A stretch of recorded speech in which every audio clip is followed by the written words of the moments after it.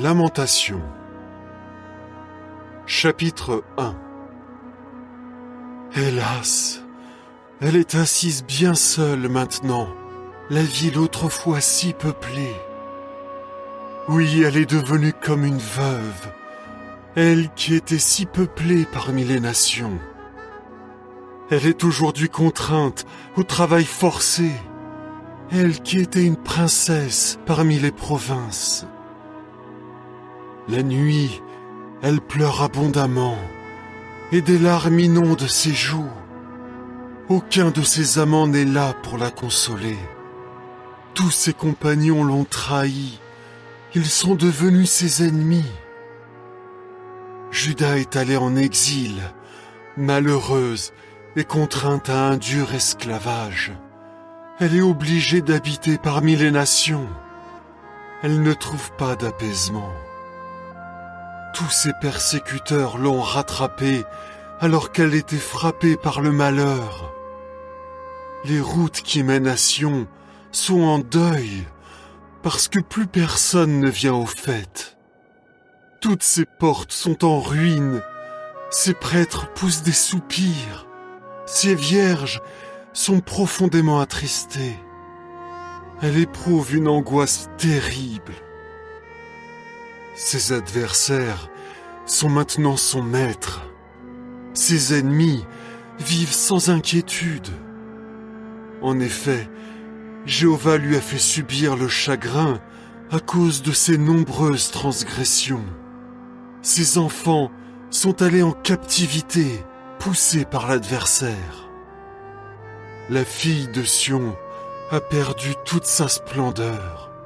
Ses princes sont comme des cerfs qui n'ont pas trouvé de pâturage, et ils marchent épuisés devant celui qui les poursuit. Maintenant qu'elle est malheureuse et sans foyer, Jérusalem se souvient de toutes les choses précieuses qu'elle possédait autrefois. Quand son peuple est tombé entre les mains de l'adversaire et que personne ne lui est venu en aide, les adversaires l'ont vu, et ils ont ri de son écroulement. Jérusalem a commis des péchés graves. C'est pourquoi elle est devenue quelque chose de dégoûtant. Tous ceux qui l'honoraient la traitent maintenant avec mépris, car ils l'ont vue complètement nue. Elle gémit, elle se détourne, honteuse. Son impureté a taché sa robe.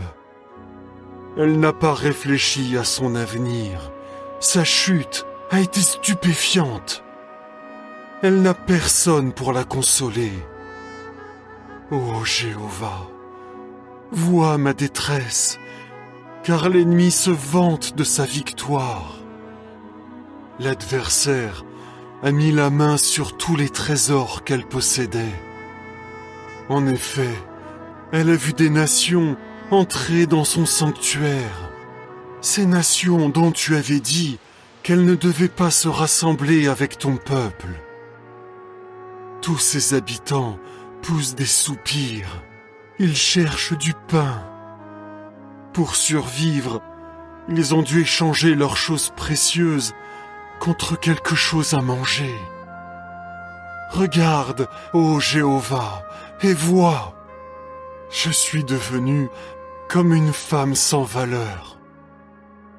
Vous tous qui passez par la route, cela ne vous fait-il donc rien?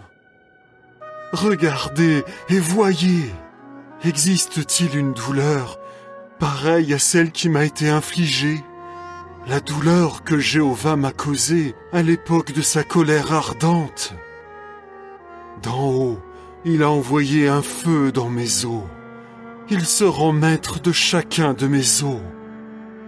Il a tendu un filet devant mes pieds. Il m'a forcé à revenir en arrière. Il a fait de moi une femme seule. Tout au long du jour, je suis malade. De sa main, il a assemblé mes transgressions pour en faire un joug et il les a attachées à mon cou. Elles ont été posées sur mon cou, et je n'ai plus de force. Jéhovah m'a livré aux mains d'hommes auxquels je ne peux pas résister. Jéhovah a enlevé tous les guerriers puissants que j'avais chez moi.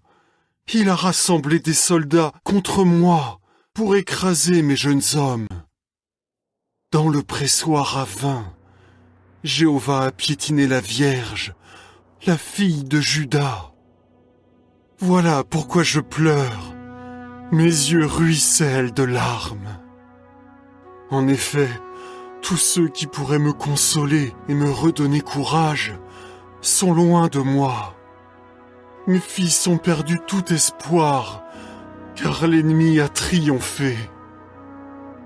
Sion a tendu les mains, mais elle n'a personne pour la consoler. Les adversaires de Jacob sont tous autour de lui. Ils ont reçu de Jéhovah l'ordre de l'attaquer. Jérusalem est devenu pour eux quelque chose de dégoûtant. Jéhovah est juste, car c'est contre ses ordres que je me suis rebellé. Écoutez, vous tous, peuple, et voyez ma douleur. Mes vierges et mes jeunes hommes sont allés en captivité. J'ai appelé mes amants, mais ils m'ont trahi. Dans la ville, mes prêtres et mes anciens sont morts pendant qu'ils cherchaient de la nourriture pour survivre. Regarde, ô Jéhovah, je suis dans une grande détresse. J'ai l'estomac noué, j'ai le cœur retourné, car j'ai vraiment été rebelle. Dehors, l'épée cause le deuil. Dans la maison aussi, il y a la mort. On m'a entendu pousser des soupirs. Je n'ai personne pour me consoler. Tous mes ennemis ont appris mon malheur. Ils sont contents parce que c'est toi qui l'as provoqué. Mais tu feras venir le jour que tu as proclamé, le jour où ils deviendront comme moi. Que toute leur méchanceté soit dévoilée devant toi. Traite-les durement, tout comme tu m'as traité durement à cause de toutes mes transgressions. Car mes soupirs sont nombreux et mon cœur est malade. Chapitre 2. Hélas, Jéhovah a couvert la fille de Sion du nuage de sa colère. La beauté d'Israël, il l'a jetée du ciel sur la terre. Il ne s'est pas souvenu de son marchepied à l'époque de sa colère. Jéhovah a détruit sans pitié toutes les habitations de Jacob. Dans sa fureur, il a démoli les fortifications de la fille de Juda. Il a jeté à terre et a profané ses princes et le royaume. Dans sa colère ardente, il a privé Israël de sa force. Il a retiré sa main droite quand l'ennemi s'est approché. Et dans Jacob, il a continué de brûler comme un feu qui dévore tout ce qui se trouve autour de lui. Il a tendu son arc comme le ferait un ennemi, et sa main droite se tient prête à attaquer comme un adversaire. Sans relâche, il a tué tous ceux qui charmaient les yeux, et il a déversé sa fureur comme un feu dans la tente de la fille de Sion.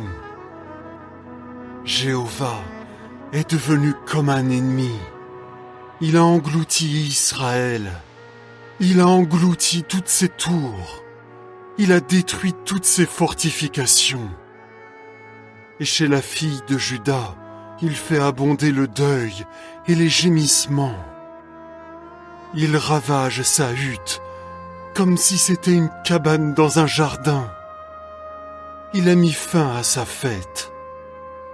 Jéhovah a fait oublier les fêtes et les sabbats dans Sion. Et dans sa vive indignation, il n'a de considération ni pour les rois, ni pour les prêtres. Jéhovah a rejeté son autel. Il a repoussé avec mépris son sanctuaire. Il a livré les murs des tours fortifiées de Sion aux mains de l'ennemi. De grands cris ont retenti dans la maison de Jéhovah, comme lors d'un jour de fête. Jéhovah a décidé de détruire la muraille de la fille de Sion. Il a tendu la corde à mesurer. Il n'a pas empêché sa main de provoquer la destruction. Il plonge dans le deuil, le rempart et la muraille. L'un et l'autre ont perdu toute force. Ses portes se sont enfoncées dans le sol. Il a détruit et brisé ses barres. Son roi et ses princes sont dispersés parmi les nations. Il n'y a plus de loi. Même ses prophètes ne trouvent pas de vision venant de Jéhovah. Les anciens de la fille de Sion sont assis par terre, en silence. Habillés avec de la toile de sac, ils se jettent de la poussière sur la tête.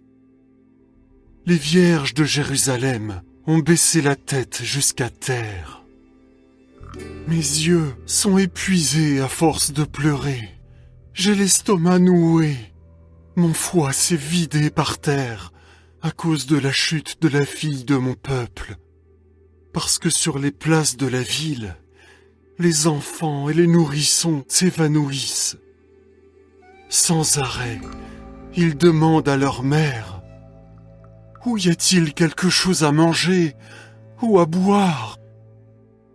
Alors que sur les places de la ville, ils s'évanouissent comme un blessé. Alors que dans les bras de leur mère, ils meurent lentement. Quel exemple pourrais-je te citer? Ou à quoi pourrais-je te comparer, ô fille de Jérusalem? À quoi pourrais-je te comparer pour te consoler, ô vierge, fille de Sion? Car ton désastre est aussi étendu que la mer. Qui peut te guérir?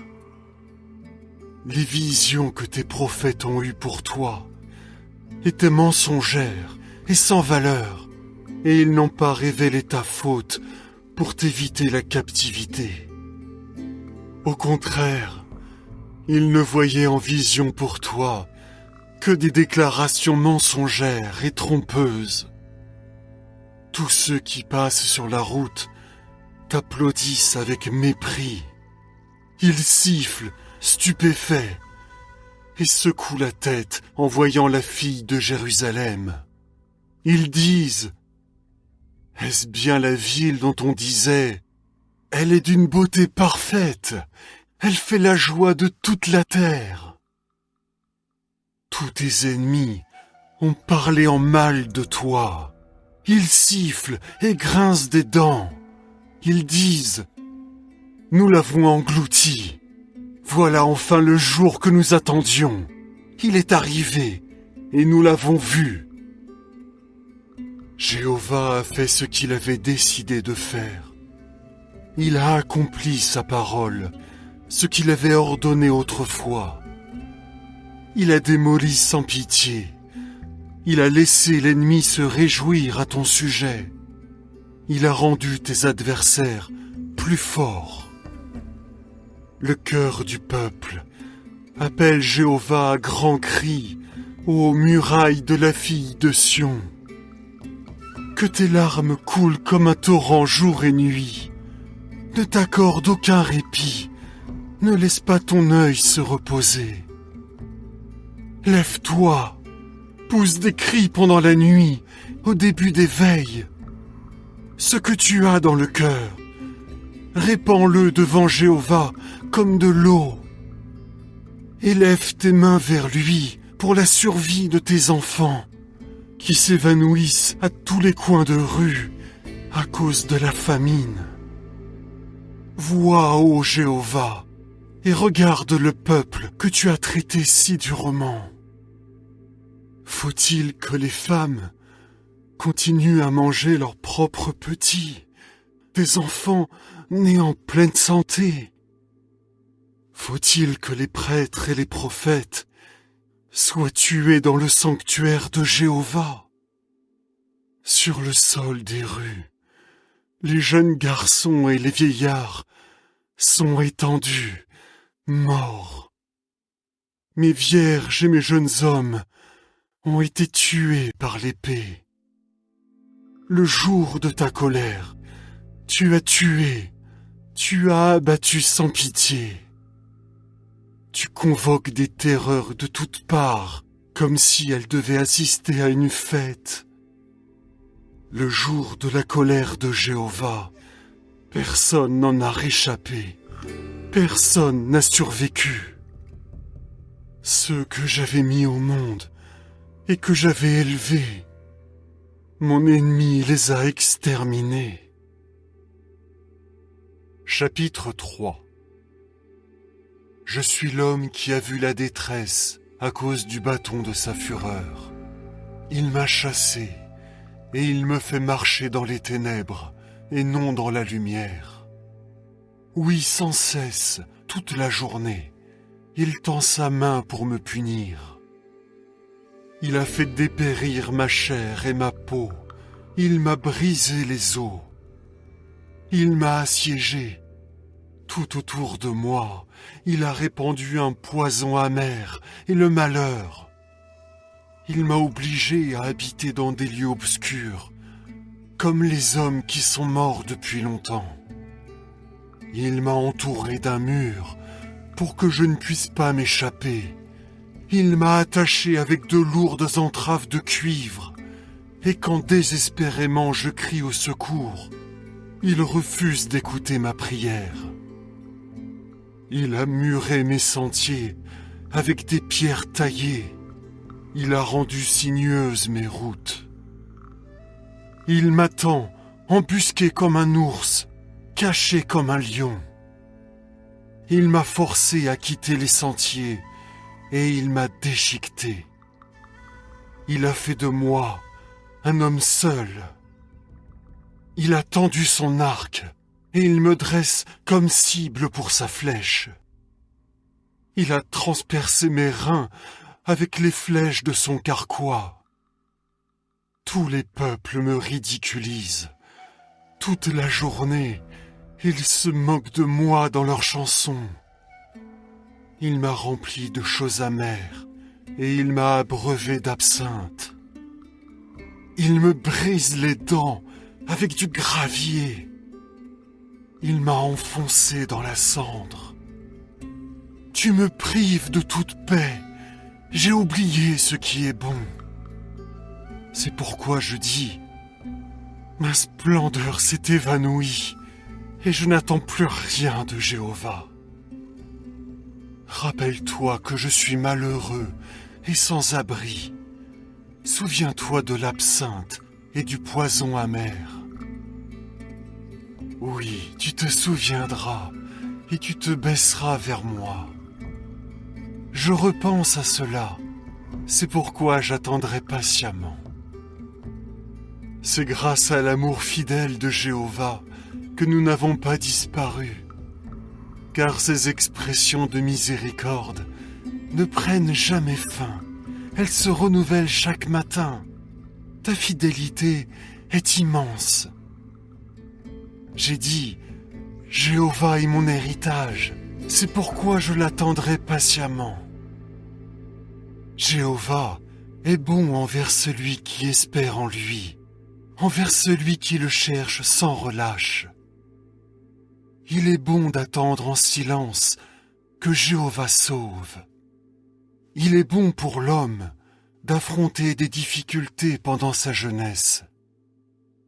Qu'il s'asseye seul et garde le silence quand Dieu lui en fait subir. Qu'il se prosterne, qu'il mette sa bouche dans la poussière.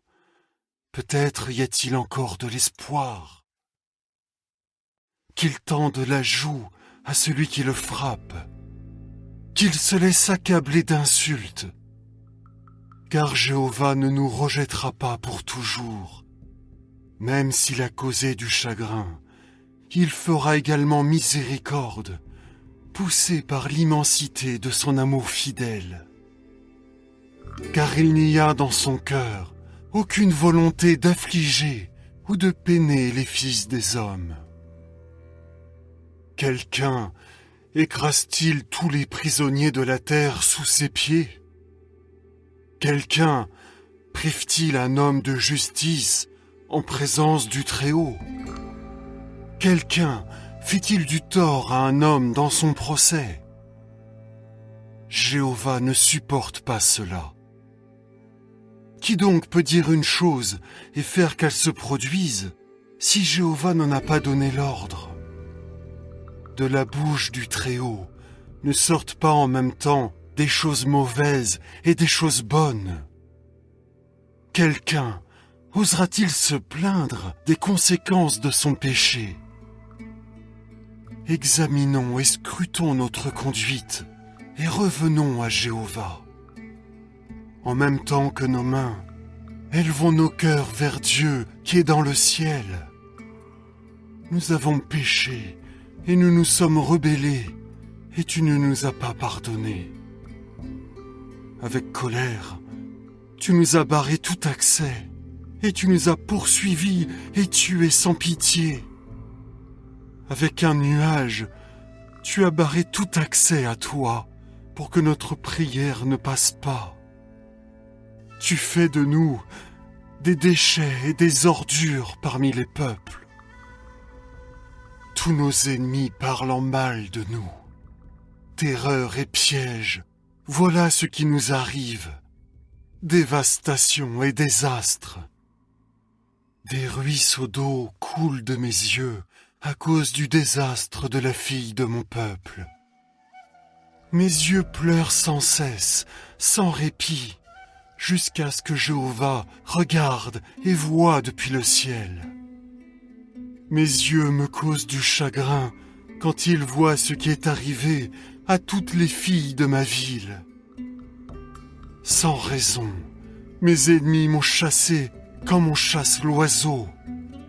Ils ont réduit ma vie au silence dans la fosse. Sans cesse, ils m'ont lancé des pierres. Les eaux sont montées plus haut que ma tête, et j'ai dit, « Je suis perdu. » Ô Jéhovah, j'ai crié ton nom depuis les profondeurs de la fosse. Écoute ma voix, ne ferme pas l'oreille à mon appel à l'aide, à ma demande de soulagement. Le jour où je t'ai appelé, tu t'es approché. Tu as dit, n'aie pas peur. Tu as défendu ma cause, ô Jéhovah, tu as racheté ma vie. Tu as vu, ô Jéhovah, le tort qui m'est fait. S'il te plaît, rends-moi justice. Tu as vu toute leur soif de vengeance, tout leur complot contre moi. Tu as entendu leurs insultes, ô Jéhovah, tout leur complot contre moi, ce que disent les lèvres de mes adversaires, ce qu'ils chuchotent à mon sujet toute la journée. Regarde-les, qu'ils s'asseyent ou qu'ils se lèvent, ils se moquent de moi dans leurs chansons. Tu leur rendras ce qu'ils méritent, ô Jéhovah, pour leurs actions. Tu rendras leur cœur obstiné. Voilà de quelle malédiction tu les frapperas. Dans ta colère, ô Jéhovah, tu les poursuivras et tu les feras disparaître de dessous ton ciel. Chapitre 4. Comme il s'éternit, l'or brillant, l'or fin. Hélas, les pierres sacrées sont éparpillées à tous les coins de rue. Quant aux précieux fils de Sion, eux qui valaient leur poids en or affiné, on les a considérés comme de vulgaires jarres en terre cuite, l'œuvre des mains d'un potier. Même les chacals présentent la mamelle à leurs petits pour les allaiter. Mais la fille de mon peuple, elle, est devenue cruelle, comme les autruches dans le désert. La langue du nourrisson colle à son palais à cause de la soif. Les enfants réclament du pain, mais personne ne leur en donne. Ceux qui étaient habitués à manger des aliments savoureux sont étendus dans les rues, affamés. Ceux qui ont grandi, habillés de vêtements écarlates, saisissent des tas de cendres. La punition de la fille de mon peuple est plus grande que la punition de Sodome, qui a été renversée en un instant, sans aucune main pour la secourir. Ces Naziréens étaient plus purs que la neige, plus blancs que le lait. Ils avaient le teint plus rose que les coraux, ils brillaient comme des saphirs. Leur aspect est devenu plus sombre que la suie. On ne les reconnaît pas dans les rues. Leur peau s'est ratatinée sur leurs os, elle est comme du bois sec. Mieux vaut être tué par l'épée que d'être tué par la famine, que de dépérir comme transpercé par le manque de produits des champs. Des femmes compatissantes ont fait cuire leurs enfants de leurs propres mains. Ils sont devenus leur nourriture de deuil lors du désastre de la fille de mon peuple. Jéhovah a exprimé sa fureur et il a déversé sa colère ardente. Il allume dans Sion un incendie qui en consume les fondations. Ni les rois de la terre, ni aucun de ses habitants ne croyaient que l'adversaire et l'ennemi entreraient par les portes de Jérusalem. Cela est arrivé à cause des péchés de ses prophètes, des fautes de ses prêtres qui ont fait couler le sang des justes au milieu de la ville. Ils ont erré comme des aveugles dans les rues. Parce qu'ils sont souillés de sang, personne ne peut toucher leurs vêtements. On leur crie « Allez-vous-en, impurs! Allez-vous-en! Allez-vous-en! Ne nous touchez pas !» Car ils sont devenus des gens sans abri, et ils errent ici et là. On a dit parmi les nations, ils ne peuvent pas rester ici avec nous. Jéhovah lui-même les a dispersés. Il ne les regardera plus avec bienveillance. Les hommes n'auront aucun respect pour les prêtres, aucune considération pour les anciens. Aujourd'hui encore, nos yeux sont épuisés d'avoir guetté en vain si quelqu'un viendrait nous aider. Nous avons guetté en espérant l'aide d'une nation qui ne pouvait pas nous sauver. À chaque fois que nous faisions un pas, ils nous pourchassaient, si bien que nous ne pouvions plus nous aventurer sur les places de notre ville. Notre fin s'est approchée. Nos jours sont achevés, car notre fin est venue. Nos poursuivants ont été plus rapides que les aigles dans le ciel. Ils nous ont traqués sur les montagnes. Ils nous ont tendu une embuscade dans le désert.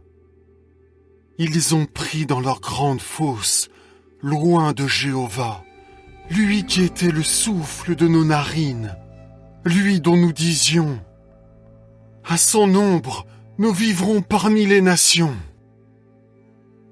Exulte et réjouis-toi, ô fille d'Édom, toi qui habites au pays d'Ouz. Mais à toi aussi, on passera la coupe. Tu t'enivreras et tu te montreras complètement nu. Ô fille de Sion, la punition pour ta faute a pris fin. Il ne t'emmènera plus en exil. Mais il s'occupera de ta faute, ô fille d'Édom. il dévoilera tes péchés. Chapitre 5. Ô Jéhovah, rappelle-toi ce qui nous est arrivé. Regarde et vois notre humiliation. Notre héritage a été transféré à des inconnus, nos maisons à des étrangers. Nous sommes devenus des orphelins, nous n'avons plus de père, nos mères sont comme des veuves. Pour boire notre eau, nous sommes obligés de payer, et notre bois, il nous faut l'acheter. Nos poursuivants nous ont presque rattrapés. Nous sommes fatigués, mais on ne nous accorde aucun repos. Nous tendons la main vers l'Égypte et la Syrie pour obtenir assez de pain à manger. Nos ancêtres qui ont péché ne sont plus, mais nous devons porter leurs fautes. À présent, des serviteurs sont nos maîtres, et il n'y a personne pour nous arracher de leurs mains. À cause des hommes armés du désert, nous risquons notre vie pour aller chercher notre pain. Notre peau est devenue aussi brûlante qu'un four à cause des douleurs que provoque la faim. Ils ont humilié les femmes d'Sion, les vierges dans les villes de Juda. Ils ont pendu des princes par une seule main et traité sans respect les anciens. Les jeunes hommes portent le moulin à bras et les garçons trébuchent sous le poids des fardeaux de bois. Les anciens ne sont plus à la porte de la ville. Les jeunes hommes ne jouent plus de musique. La joie a quitté nos cœurs. Notre danse s'est changée en deuil. La couronne est tombée de notre tête. Malheur à nous, car nous avons péché. À cause de cela, notre cœur est malade. Et à cause de ces choses, nos yeux sont affaiblis. À cause du mont Sion, devenu un endroit désert où rôdent les renards. Quant à toi, ô Jéhovah, tu règnes pour toujours. Ton trône existe de génération en génération. Pourquoi nous oublierais-tu pour toujours? Pourquoi nous abandonnerais-tu si longtemps? Ramène-nous à toi, ô Jéhovah, et nous reviendrons à toi volontiers. Fais que tout redevienne comme avant. Mais tu nous as complètement rejetés. Ta colère contre nous reste intense.